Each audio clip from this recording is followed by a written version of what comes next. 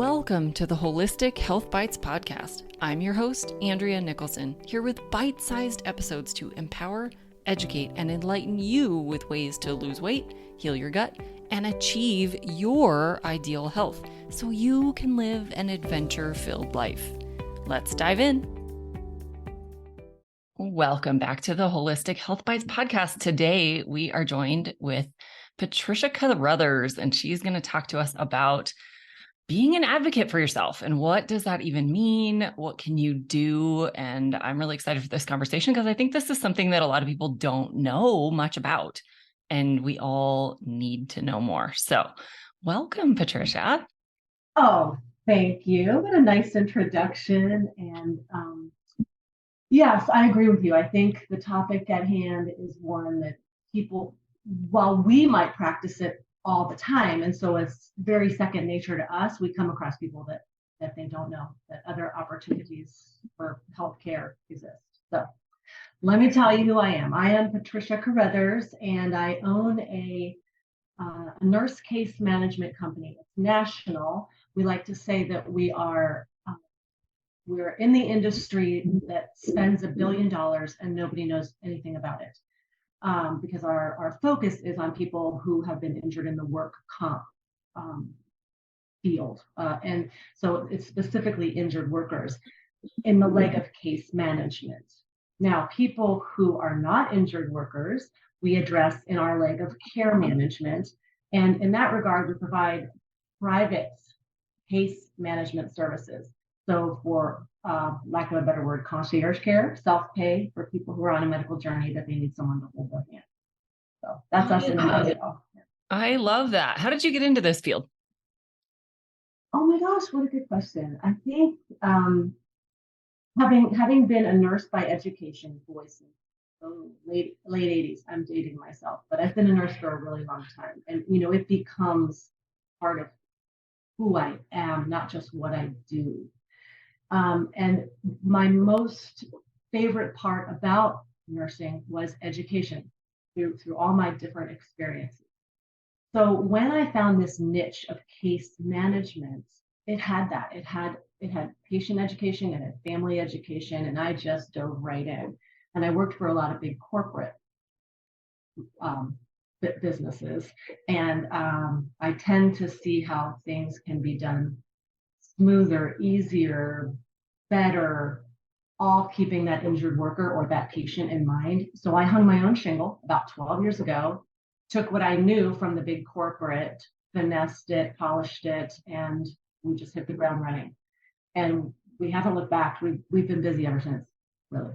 So, well, let's take a minute and just kind of talk a little bit about what you do as an advocate, especially for the more, people on a regular medical journey, because I think that'll apply to more of the masses of people listening here rather than the work injuries.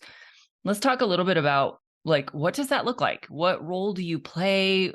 What is it that people really need to know that you provide for them? I think it's a good question, and I'll back it up a little bit because there may be some carryover, which is why I saw the field wide open for the private care.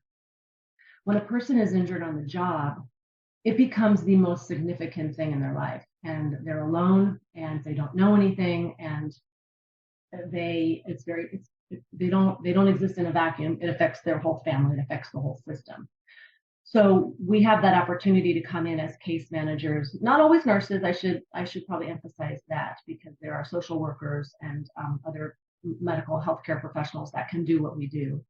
But we come in and we recognize that everybody has an agenda, everybody around them has an agenda, but that center piece, the injured worker, the patient, is the one that's the most important. So when we took a look at, gosh, what do people do if they don't have a case manager out in the real world, away from the work comp world, we saw a real opportunity to help. And it comes from that place. It comes from that place. I sincerely want to help others. And yes, it's self-pay, and yes, insurance doesn't cover it, but that's a whole other conversation. People find a way, people manage, and there are pro bono opportunities. That's the right word for people to be supported by friends, family, community to pay for private health advocacy services. So in that role, we meet people where they're at. I know you do the same thing. And we start by listening. People present their issue, their concern, and we see where we can insert ourselves to help. Can we fix everybody every time? No, no. And if it's outside our scope, we have a list of resources that we can refer people to. But that's what it comes down to is we meet them where they're at, we listen, and we begin. There are packages for people who have maybe a diagnosis that is big and scary, and they may need help with understanding that diagnosis, finding a provider, finding support. Those are the big ones. It can be something as simple as I need help with my medical bill and I can't figure this out. And we have people that do that too. So it's quite varied how we help in our role. Does that answer the question? It does. So you coordinate with, if they're working with multiple practitioners, you help coordinate kind of all that information that's coming in, as well as the billing side of it, and just kind of make sense of the whole journey. Exactly. We help make sense of the whole medical journey, and we hold their hands while we're in it. Yes. We walk alongside them so that they, I'll tell you, Andrea, I've always been a nurse. And so for me, as we started in the beginning, it's second nature. My family will call me, hey, I got a rash. Oh, can you tell me what this is? Send me a picture. Or, gosh, I have a fever. I have a sore throat. Should I go to the gym today? I mean, everybody asks a nurse. And for us, it was very normal to advocate for ourselves and to find the information that we need. But as you come across people who don't have that experience, it's an opportunity to teach them that they can find a way. They can find a way to advocate for themselves and to find others to support them in that way too. Does that make sense? Yeah, absolutely. And do you find that sometimes people are putting a little bit too much emphasis on any, say, one opinion, one medical opinion, or one piece of advice that they've gotten, maybe even not from a medical professional, but maybe a family member, and they just kind of put all their faith in that one basket, and they don't even know what they don't know?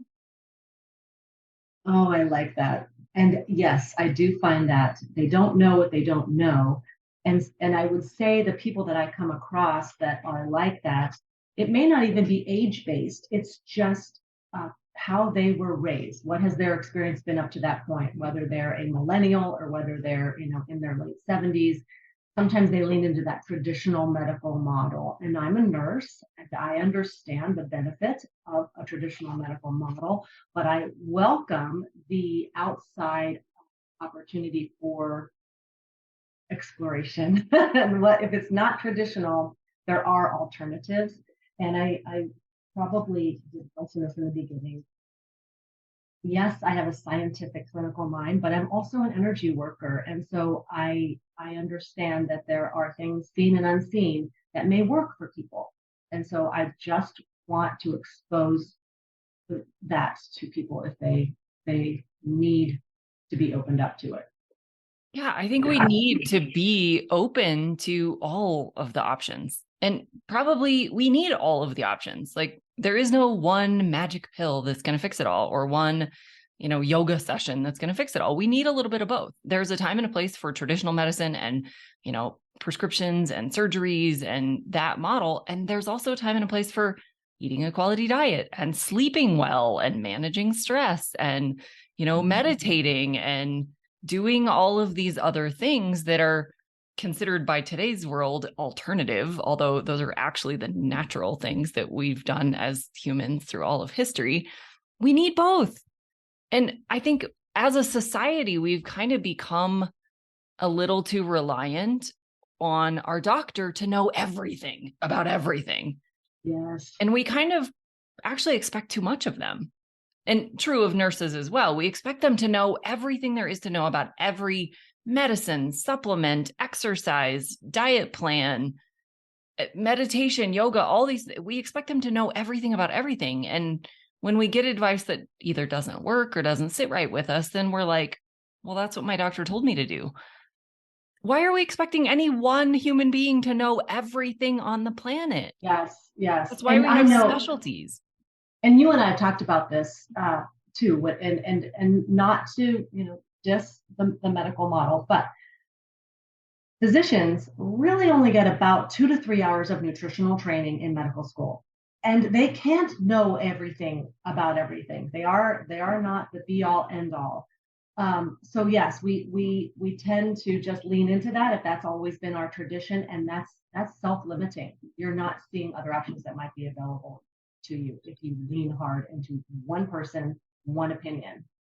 I think we just have kind of put them on a pedestal, which is unfair to them because then they're in the position to have to give you advice on things that they're not really experts in. I think there's some doctors out there who think they are experts in the world and they will advise you on all the things. But I think as a society, we've kind of done that to them. And I don't think that's fair. I don't think we should expect them to know everything. I think they should be totally okay to say, you probably need to see a personal trainer or a nutritionist or a whatever. Like for that piece of advice, you need to go see this other expert. When doctors need to refer out to those people, our company tries to get in with those physicians and say, here's some options for you. Here's some resources in the community that you may not know about. We're here. Use us if you would like. Because really, when you get in to see your doctor, they schedule in 15-minute increments. And there's really nothing that's going to happen in 15 minutes. It takes much longer. Yeah. I think that, and that's definitely a big part of the problem with the whole traditional medical model is it's really acute sick care. That's really all they can do. That's what you're doing in 15 minutes. You're dealing with the immediate problem in front of you and shove a pill or a surgery at it because that's all the time they have. They don't have time to really dig deep and understand what led you to this point. What's the underlying cause of this problem? Now, if it's a broken arm, they don't need to dig any deeper. They just need to fix it. But if it's diabetes or cancer or, one of these more chronic situations, you're not going to solve it in 15 minutes. Mm-hmm, And you're not going to mm-hmm. solve it with any pill or surgery all by itself. It's going to take a much bigger picture, and you're going to need more than that one opinion to cover all of those bases. And it takes some effort.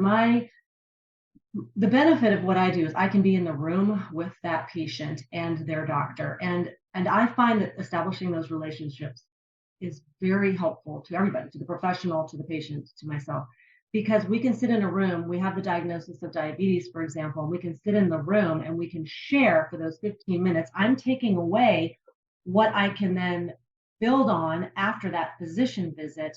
And then the physician for the next visit doesn't have to spend time repeating themselves. So it's a win-win. But you're right, it doesn't take place just in that 15 minutes. It's an opportunity for us to build on it and to say, well, let's get you with a nutritionist. Let's do some more education on managing your blood sugar. It doesn't take place in the exam room. Yeah, that comes back to the people just don't even know what they don't know. And without someone like you in the room, or someone in their life that knows these things that can advise them properly on what else they need, they don't even know what questions to ask.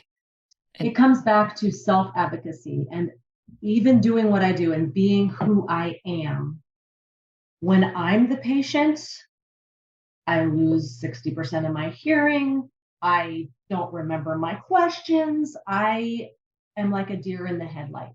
So no matter who you are, or how much you know, when you're the person in the hot seat, you can really benefit from having an advocate of some, maybe it's your husband, maybe it's a friend, maybe it's a case manager. But having a second set of ears and eyes in the room is key to success, I think.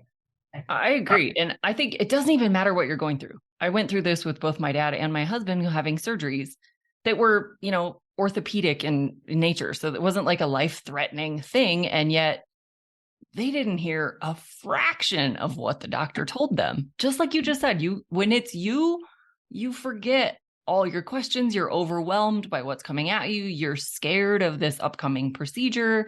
You've got all these things rattling around in your head and you don't hear half of what the doctor says. Mhm. Now, make that a life-threatening situation, and of course, you're not going to hear a fraction of what's going on because now you're literally scared for your life. So, yeah, I 100% agree. Whenever possible, take someone else with you to any medical visit because there will I be agree. things that you don't hear, things you didn't think to ask, whatever. They'll pick up on things that you missed. 100%. I agree. And to expand on that, sometimes in my role, I will be visiting my patient in the hospital, and when the doctors and the specialists come in the room to make their rounds, and all of the interns are staring at them from the bedside, it's overwhelming. I encourage my patient to have their notebook. I've got my notebook. We're writing everything down as we understand it, so that we can follow up on maybe what we missed, the gaps, or wherever we need to identify what we're missing. It's better if it's on paper. Yes, 100% agree. Yeah. Do you do a lot of work where you're not physically present in the room? Do you attend virtually with people, or do you always go into the room with them? How does that work if they're not near you? So thank you for asking that. With when the big scary time in the world happened, and we were not able to be in the room with patients in their time of need, uh, that's a whole other conversation. We just hit the pause button, figured it out, and like everybody else, joined in the Zoom generation. So virtual meetings, FaceTime, whatever the injured person or patient could utilize in the room for themselves, iPad, iPhone, to even just a speaker, even just a speaker phone, wherever we could have a presence in the room because we weren't there physically, was super helpful. And we just did it. And at first people were, it was new, so Yeah. they were uncomfortable, but it became normal. It became the new normal. So yes, my preference is to be in the room. You pick up on nuances, of course, with facial expressions and body language. And I'll tell you, there are times that my patients share with me, "Oh, Patricia, when you're in the room, they really listen to me." And I simply say, "Gosh, I'm glad I have that so-called power, but it's unfortunate if that's really good. They don't have somebody in." There's probably an element of that. Medical professionals like to talk to other medical professionals. You speak each other's language. There's probably an element of that, but there's also probably just a comfort level on the patient side, knowing that they're not alone, knowing that they have someone who can explain this if they get lost, knowing that it's okay that they ask any question that pops in their mind. There is no stupid question. There are no silly questions. It's your life. You have to be able to ask all the questions and get legit answers. And I think just having someone in the room is your support maybe gives them more confidence in asking the questions, in listening to the answers, and not feeling like, oh, I missed what he just said because someone else is also listening. And so I think the whole thing probably just goes smoother. And if they have some like historical success with advocating for themselves and having a good outcome, then it's easier the next time it happens. But if they've never had that experience that people listen to them and they don't know alternatives or they don't understand what questions to ask, then they're sort of defeated. I'll tell you a story. It just happened this. What is today? It happened this week. My son lives in another state. Phone rings at 2:30 in the morning. Of course, if it's a family call, you always answer it at 2:30 in the morning. He was playing hockey, threw his back out, and he didn't get a hit. You ask all the questions: Did you fall? Did you hit? It just was an odd twist, is what it turned out to be. So he called that. That was the phrase. He called it, "I threw my back." And so we managed it over the phone with, your home methods, your anti-inflammatories, ice, rest, pillow comfort, what positional comfort. And then we started down the road of, okay, got to get in to see a doctor. And it won't be at 2:30 in the morning. We can manage this. It's urgent, but it's not emergent. So the next day he made the appointment with the doctor. And sure enough, I couldn't be in the room with him, couldn't get the speaker to work, or the virtual to work. And so the questions that he had lined up, he comes out and he calls me afterwards. Questions 1, 2, and 3 didn't even get answered. So in my world, I would then write a letter to a doctor if it was my patient. But in my family world, what that means is another visit. My son has to go back. He's got to pay another copay. He's got to get his questions answered. So you start to see that it's also a monetary stress too. And some people just give up and they just live where they are. Yeah. It's so sad. Kind of on those same lines, but a little bit different. Have you encountered any of your patients where maybe the doctor gave them a recommendation that they're not happy with, not comfortable with, don't agree with, and they either want to have a deeper conversation with that professional, or they actually want to go find a second opinion, or, find a different medical professional? Have you had to handle like conflicting opinions or any of those kinds of things? Absolutely. Absolutely. And, sometimes it's merely a clash of personalities. It's not a good fit between patient and provider. That does happen.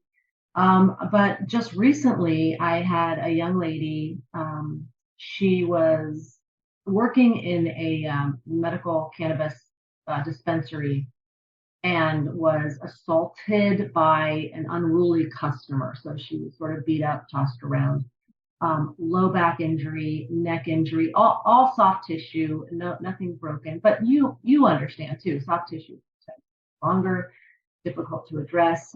So they put her provider put her into physical therapy. Well, this patient was just in so much pain and so much discomfort and was convinced that the physical therapy was aggravating her shoulder. She was convinced that something was going on deeper with her shoulder that people were missing. So she simply quit. The recommended treatment plan was physical therapy, no diagnostics, just go right to PT. And her body told her no. She listened and she quit physical therapy. So of course she appears on paper to be non-compliant simply because she made a choice by listening to her own body and being her own self-advocate. We went back to the physician and really we had to make a big presentation. It was just to say, yes, we haven't done the 8 sessions of physical therapy. We really need an MRI of the shoulder. Okay? So she didn't listen to the PT advice. She listened to her body. She went back, and with my help, she was able to ask for the appropriate diagnostic and MRI. And sure enough, there are issues there that shouldn't have been messed around with in a PT session. So it happens. It happens all the time. And I think, how many people just suffer through the PT and say, oh, this must work, or this must be good for me because it's hurting me? You have to speak up. You live inside your body. You know your body best. So believe that. Yeah. Yeah. I had a client similarly who has early osteoporosis, and she had a back fracture from just routine, like moving a plant in her house. Like it wasn't even anything serious. And same thing, they sent her to PT. Like PT is going to fix a bone. She ended up with 3 additional fractures from doing the PT. Like, now, this is, of course, making PT sound like the worst idea ever. That is not at all what we're saying. These just both happen to involve PT that wasn't their fault, both of which were prescribed to these people. But it's just, without the proper information, without the proper data, you can definitely go down the wrong path.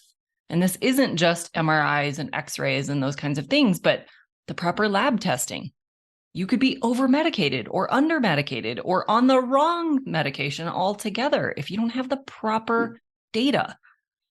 And these are the things that I just so wish more people knew, because, I mean, how do you even know what lab tests you should have ordered? That you just kind of have to rely on your provider to tell you these things. But unfortunately, because of the insurance model that we're in, they run the minimal possible. And that's not always in your best interest. I agree with you, Andrea. And I think you used the phrase earlier in our conversation, you don't know what you don't know. So how would you know what lab tests to order? This has never been your area of expertise. You've been a bricklayer, or you've been a truck driver, or you've worked in a medical cannabis dispensary. You don't know labs. You trust your provider to do that for you. Luckily, there's services like you offer that people, along with the lab testing and the education that goes along with it, that information spreads, and people are starting to wake up. Yeah, it's just unfortunate that our system is so run by the insurance industry, because really that's who's deciding. It's not even your doctor. The insurance industry is making the call because of what they will or won't pay for. And all of it is based on diagnostic codes. So if they can't diagnose you with something and therefore prescribe you something, they won't do it. They won't even look. But there's a whole world of things that don't rise to the level of a diagnosis of a disease or a serious condition. There's a whole world of things that can still be improved, that can still be fixed, that your doctor can't do anything about because it's not a diagnosis or a prescription. I think more and more people are recognizing those very limitations that you're talking about with the insurance model. And that's why more and more people are turning to concierge care.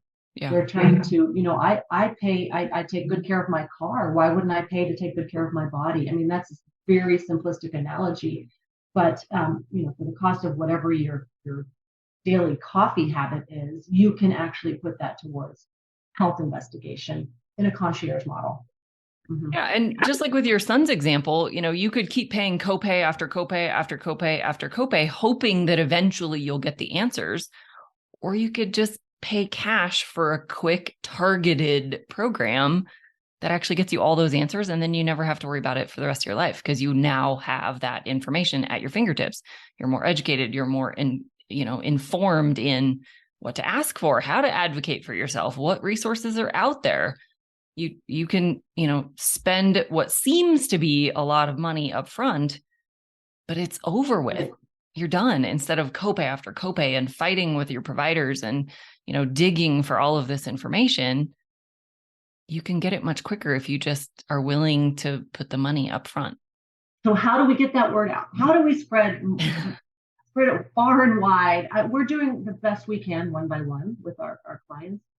I think both of us can agree. But how do we share with more people?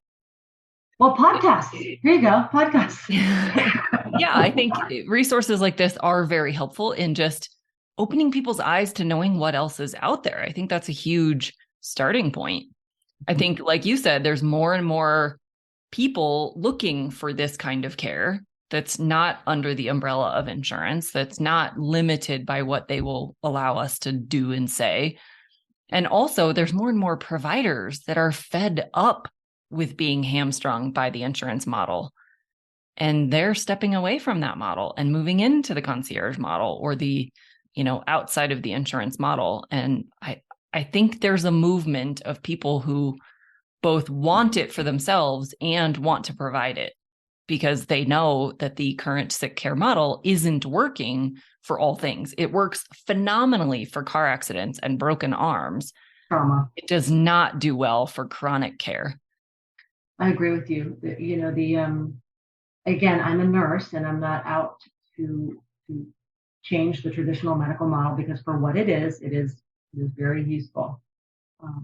But I do want people to expand their horizons and be aware that there are other options. Is there anything else you'd like to share about people becoming their own best advocate, resources that they can look into, your services, just anything else you'd like to share as we wrap up this episode? I think that we probably agree that as many as people that are in this industry, you have to be selective on who you're choosing to be your partner in concierge care or advocacy medicine. And so check out their credentials, check out their experience, ask for references, if you will, before you connect with that individual, because it is your health, it is your body, it is your money. So I would just say be very careful because there are a lot of people out there with what does my husband say? Vaporware. They look great on paper, but it's kind of thin, not really clear. So go do a deeper dive into who you choose to work with. I think that's great advice. I think we should always advocate for just knowing who we're giving our trust to in every arena, not just in healthcare, but I think we should always do our due diligence and know exactly what we're getting, what we're paying for, what we're signing up for.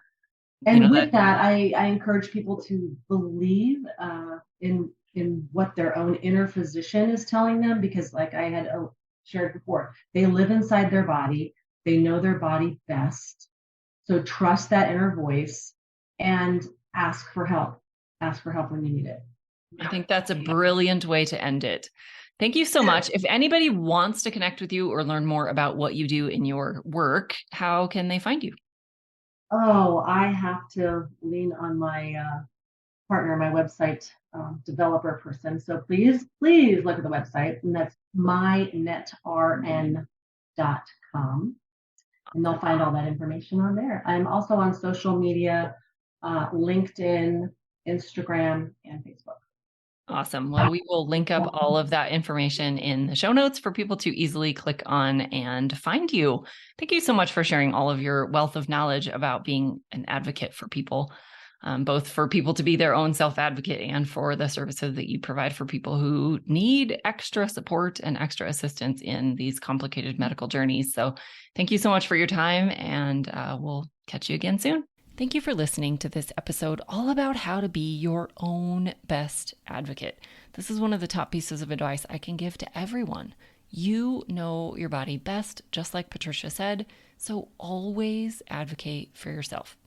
If you would like to contact Patricia, you can find all of her information in the show notes. Until the next, be well and vibrant. Thanks for being a faithful listener to the podcast. I'd love it if you left me a 5-star review on this podcast so that others can more easily find this valuable information. Did you know I also work one-on-one with clients? I approach solving health challenges like I approached solving crimes, by conducting a thorough investigation into your case. Sadly, hundreds of millions of people in the US have insulin resistance, prediabetes, and diabetes, and the vast majority have no idea. I'm here to fix that. If you struggle with low energy, stubborn weight, hypertension, sleep disturbances, or any other undesired symptoms, let's talk. All you have to do is schedule a free call. The link will be in the show notes. And no, you do not need to live near me.